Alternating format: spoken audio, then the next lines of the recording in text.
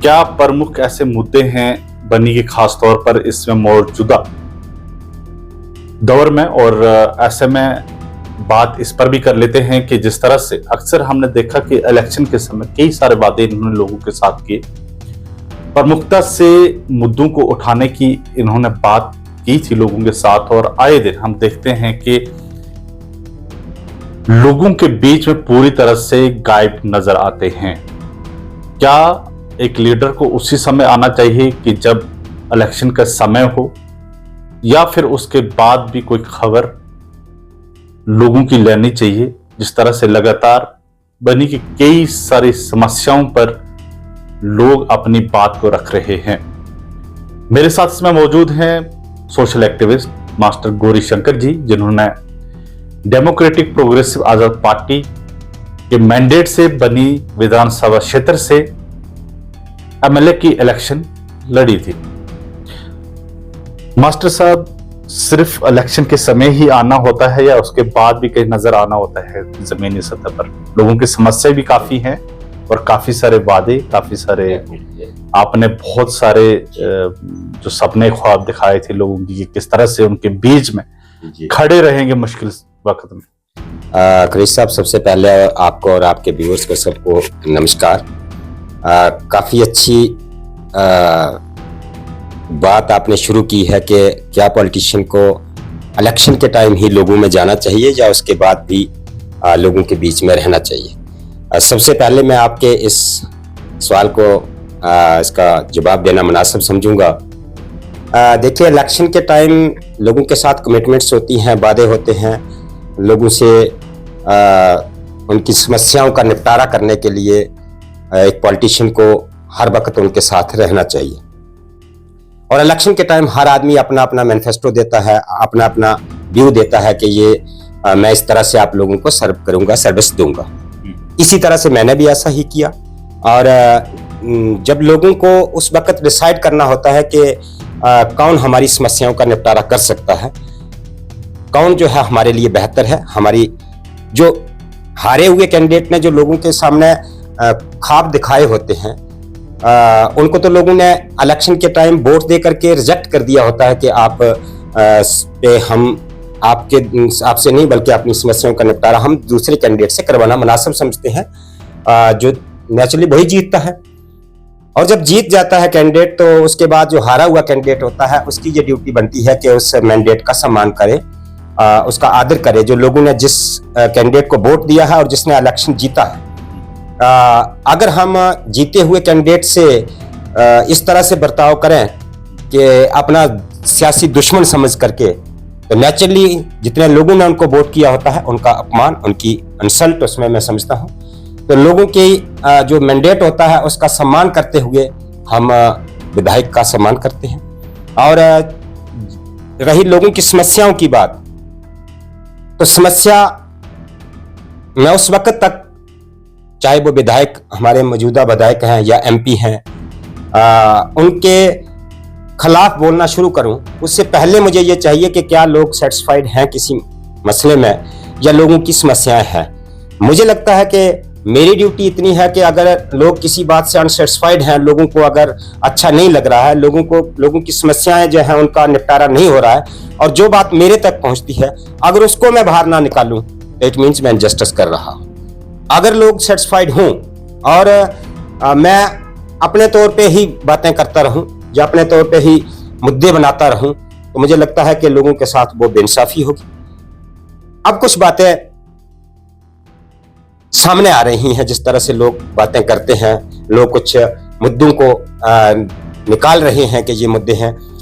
मैं इलेक्शन के पहले जिन मुद्दों को लेकर के गया था, जैसा कि हमारा अनएम्प्लॉयमेंट का एक इशू था, डेली वेजेस का इशू था, आंगनबाड़ी वर्कर्स का इशू था, आया का इशू था, रोड कनेक्टिविटी का इशू था, या इस तरह से हमारे दूसरे डिपार्टमेंट्स के लोग हैं जो खाली हो गए हैं महकमे, एजुकेशन सेक्टर बिल्कुल कोलैप्स था, हेल्थ सेक्टर नहीं था।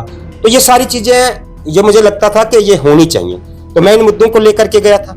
फिर अब लोगों का डिसीजन जो होगा उसके बाद मुझे ये देखना था कि लोग कितना सेटिस्फाइड हैं इन चीजों को लेकर के, और जब तक लोगों की फीडबैक मेरे पास नहीं आती तो मैं अपने तौर पे कोई मुद्दा बनाऊं तो मुद्दा ये डेमोक्रेटिक कंट्री में मुद्दे तो लोगों ने तय करना होता है। मुद्दा कौन सा लगता है आपको इस समय इस वक्त जो बातें आ रही हैं, इस वक्त जो बातें आ रही हैं सच्चाई है।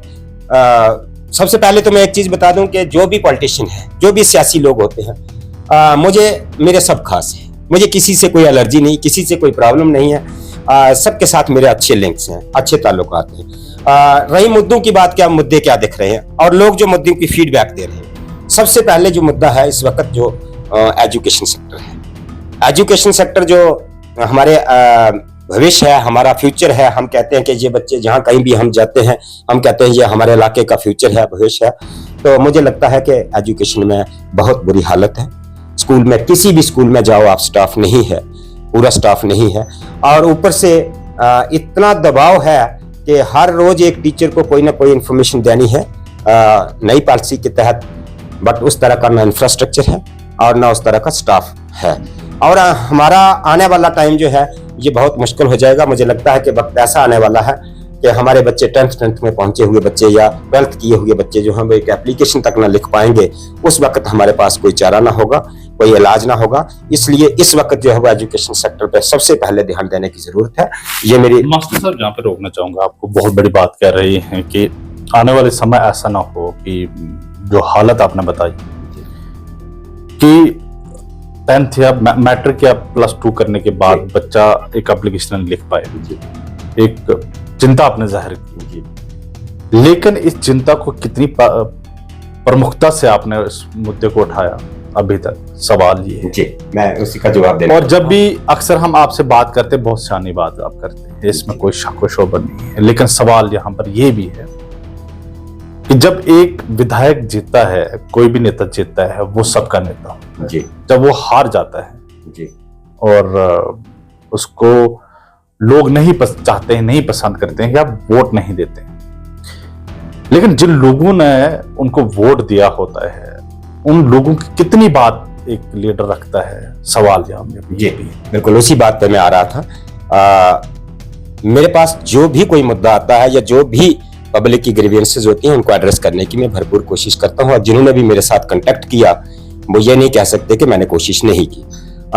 रही बात इस मुद्दे के लिए मैंने क्या किया, तो इस मुद्दे के लिए सबसे पहला तो मेरा फर्ज था कि मैं जो हमारे विधायक है उनके नोटिस में ये चीज लाऊं, और मैंने लाया है उनके नोटिस में। उनको बोला है बार बार कि एजुकेशन सेक्टर में जो जिस तरह से चल रहा है ये अच्छा नहीं है। इवन अभी हमारे बहुत से स्कूल ऐसे हैं, बाकी स्टाफ जहां नहीं है वो तो है ही, लेकिन एक और बहुत गलत बात जो अभी हुई है, जो हमारे हेडमास्टर जो प्रमोट हुए, क्या मास्टर साहब विधायक तक बात पहुंचाना, उनके नोटिस में लाना समस्या का हल है या फिर उसके आगे भी कोई ऐसा दरवाजा है जहां तक हम आए? क्योंकि हम नुमाइंदगी करते हैं उन लोगों की, जो लोगों को उन लोगों जो हमारा विश्वास करते हैं, चाहे वोट किया या ना किया हो।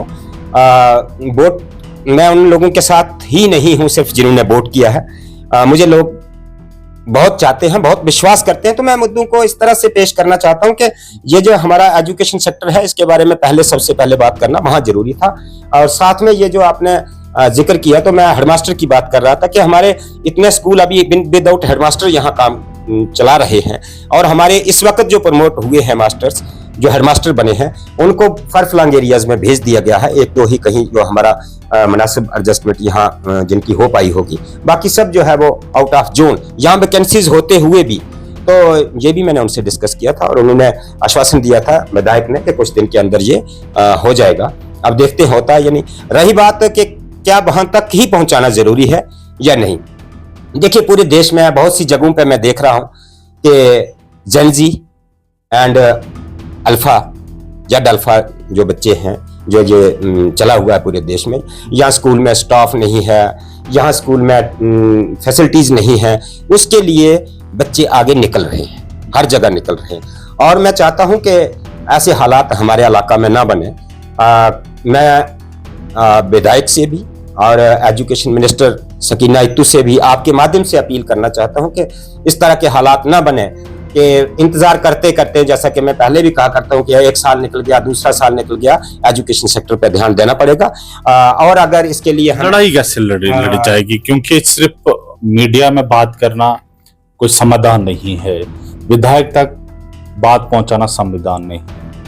आपने कहा कि जिम्मेदारी हमने अपने कंधों से उतार दी, विधायक पे बात रख दी जी, लेकिन अभी तक हल नहीं हो पाया। और ये सिर्फ इन 2 सालों या 3 सालों या 4 सालों की बात नहीं है, वर्षों से ये समस्या चलती आ रही है। देखिए, लेकिन इसका परमानेंट सोल्यूशन क्या है, हमने सोल्यूशन तक जाना है। अगर आप इस पर बात रख रहे हैं तो जाहिर सी बात है इस बात की भी बात करना कि इसमें सोल्यूशन कैसे निकलेगा। जैसे आपने जिक्र किया कि वर्षों की बात है, तो वर्षों की बात जैसे हमारे विधायक कहेंगे कि पिछले 10 साल में क्या हुआ, हम कहेंगे अब मैं तो पिछले 10 साल में भी नहीं था, तो अब मैं कहूंगा कि 2 साल में क्या हुआ, इससे समस्या का निपटारा नहीं। मैं पॉलिटिक्स से उठकर बात कर रहा हूं। वही बात कर रहा हूं मैं कि बच्चों के नाम पे हम सियासत नहीं कर सकते हैं, बट इसके लिए मुझे लगता है कि सबको मिलजुल के आगे निकलना होगा। मैं अकेला अगर कहीं निकलता हूं तो मुझे नहीं लगता कि इससे समस्याओं का निपटारा हो सकता है। आप लोग मीडिया वाले भी, बाकी दूसरे हमारे पॉलिटिशियंस भी, एनजीओज भी, जो भी हैं, सबको इसके लिए सोचना पड़ेगा कि अगर इसी तरीका से हम चले, कि इसी तरीका से बात करते रहे कि यहाँ एलजी प्रशासन है, यहाँ एलजी नहीं करने देता, या इस तरीके से होगा कि एलजी प्रशासन कहेगा कि अब इलेक्टर गवर्नमेंट है, तो तबाही तो हमारी हो रही है ना, हमारे बच्चों की तबाही हो रही है। तो हमारे बच्चों की जो तबाही इतनी हो रही है, इसके लिए मुझे लगता है कि एक अलग रणनीति बनाने की जरूरत है। और रही बात प्रोटेस्ट की या इसके बारे में बोलने की, तो आप बहुत जल्द देखेंगे इसके लिए कोई रणनीति बना करके इसके लिए लड़ा जाएगा।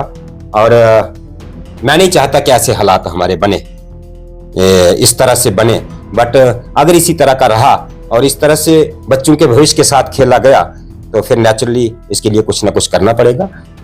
ये हमारे साथ मास्टर गौरी शंकर जी थे, जिन्होंने हमारे साथ खास बातचीत की और खास तौर पर इन्होंने शिक्षा क्षेत्र को लेकर एक चिंता जो है जाहिर की। इन्होंने कहा कि आने वाला कल ऐसा ना हो कि हमारे बच्चों को एक एप्लीकेशन लिखने तक नहीं आए, और ऐसी चिंता उन्होंने जाहिर की कि आने वाले समय में हम सब लोगों को मिलकर इस शिक्षा क्षेत्र को बेहतर बनाने के लिए एक लड़ाई लड़नी पड़ेगी।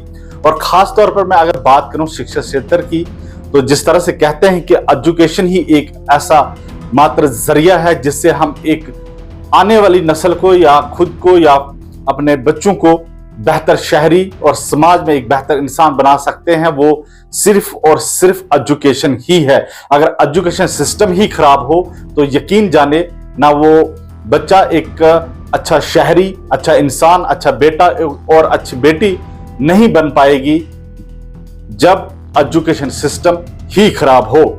तो जिस तरह से मास्टर साहब ने खास तौर पर शिक्षा क्षेत्र को लेकर कहा कि आने वाले समय में ऐसी रणनीति जो है खास तौर पर तैयार की जा रही है, बहुत जल्द इसको बड़े स्तर पर इसकी लड़ाई लड़ने को देखने को मिलेगी। घर वही पहचान नहीं। अगर आप चाहते हैं आपका घर दिखे सबसे अलग, सबसे शानदार और सबसे मॉडर्न, तो अब इंतजार क्यों? आइए मॉड्यूलर फर्नीचर इंडस्ट्री बनी में, जहां आपके सपनों का घर बनता है हकीकत।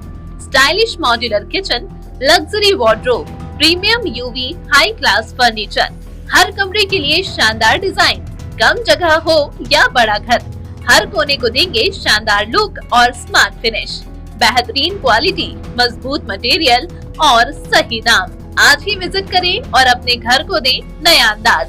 अभी कॉल करें 8492827778 पर। मॉड्यूलर फर्नीचर इंडस्ट्री बनी हर घर की पहली पसंद। हमारा पता है नियर सिटी गेस्ट हाउस बनी।